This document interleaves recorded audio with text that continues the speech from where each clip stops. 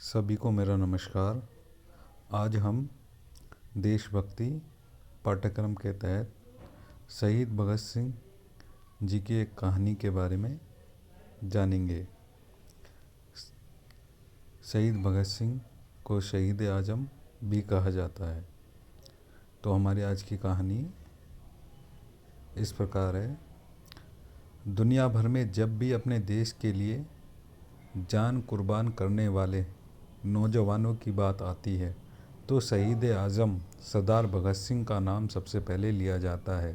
हो भी क्यों ना, केवल 23 साल की उम्र में, जिस समय हमारे यहाँ बच्चे कॉलेज की पढ़ाई पूरी कर रहे होते हैं, उस उम्र में उन्होंने अपने विचारों और अपनी देशभक्ति के दम पर अंग्रेजी सरकार की जड़ें हिलाकर रख दी थी। आज भारत में ही नहीं, दुनिया भर में नौजवान शहीद भगत सिंह के जीवन से प्रेरणा लेते हैं और उन्हें अपना आदर्श मानते हैं। भगत सिंह जैसा बनना कोई आसान काम नहीं है। इसके लिए हमें उनके बचपन को समझना बहुत ज़रूरी है।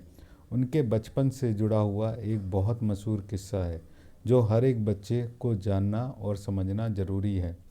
यही किस्सा हमें यह बताता है कि देशभक्ति का भाव हमारे अंदर सिर्फ बड़े होकर नहीं आता है, बल्कि बचपन से ही इसका होना कितना ज़रूरी है।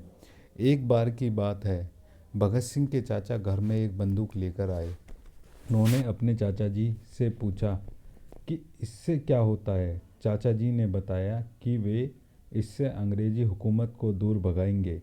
कुछ दिनों बाद जब भगत सिंह अपने चाचा के साथ खेतों में काम करने गए तो देखा कि उनके चाचा वहाँ एक आम का पेड़ लगा रहे हैं।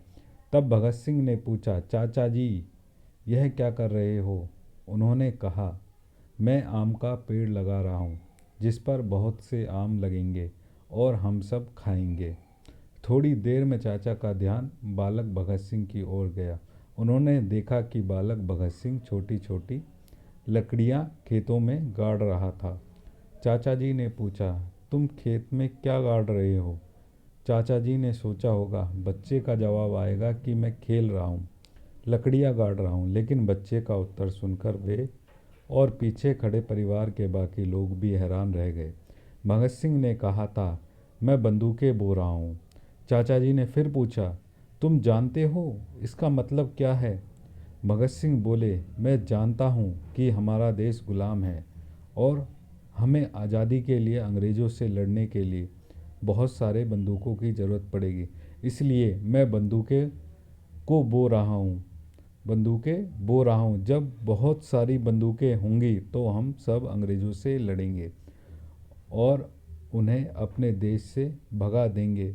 उस दिन भगत सिंह के चाचा जी और पिता ने तय किया कि बचपन में इस बच्चे के विचार ऐसे क्रांतिकारी है तो हमें इसके पालन पोषण में और उसकी गतिविधियों पर विशेष नज़र रखनी होगी ताकि इसके अंदर की ये प्रतिभा निखर कर आए, ये ऊर्जा कहीं और ना बह जाए। बाद में ऐसा ही हुआ। दुनिया भगत सिंह को जानती ही नहीं, पूजती भी है। क्या बंदूकें बोई जा सकती हैं? तो इसके प्रश्न के साथ मैं अपनी स्टोरी को यहीं समाप्त करता हूँ। इसका आंसर आप मुझे कमेंट में दोगे। धन्यवाद।